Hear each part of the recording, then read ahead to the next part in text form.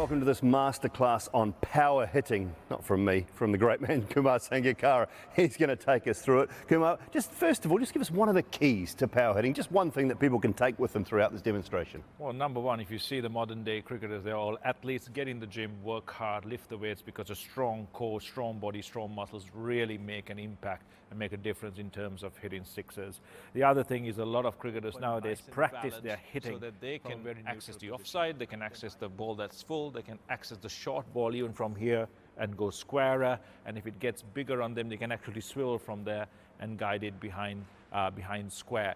The real point is to have that strong position, watch the ball and be ready, because this gives no indication to the bowler as to what you want to do, but whatever the bowler does, you're in a position to hit a six or boundary. Brilliant. Well, when I think power hitting, generally, sorry Sri Lanka, but I think one team, I think the West Indies, and we just look at some of their power hitters. Sorry, mate. What are they doing well here?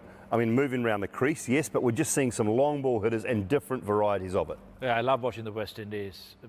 Very few moving parts, it's a very simple technique. Nice high back lifts, the clearing of that front leg, because it gives you access to the ball. All the large muscles have solidified and become stable before the small muscles accelerate through.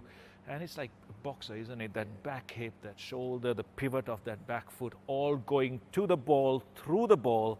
And once you've accelerated your fast hands through, your weights on the front foot, and it keeps going through the ball all the way until your follow-through finishes and the ball's gone at least 30, 40 yards past the boundary. And one thing they don't do, Dooley, if they don't come off the shot, get their head way too far back, you know, and then head's going into the ball, and the hands are shorter, and the follow through is not as extensive. But like I said, they're also big, aren't they? I mean, they get to the gym, don't they? Go to the gym. So even if you do this and come off the ball, chances are it'll still go for six. State of the bats nowadays, it still goes for six anyway. Carlos Brathwaite. Remember the name. History for the West Indies. All right, well, what about Carlos Brathwaite? To me, I mean, we go back to 2016 to that World Cup, Ben Stokes. What was he doing so well? Let's take a look at why Carlos Brathwaite, in that over and since time, has been so successful. Again, it's just that positioning.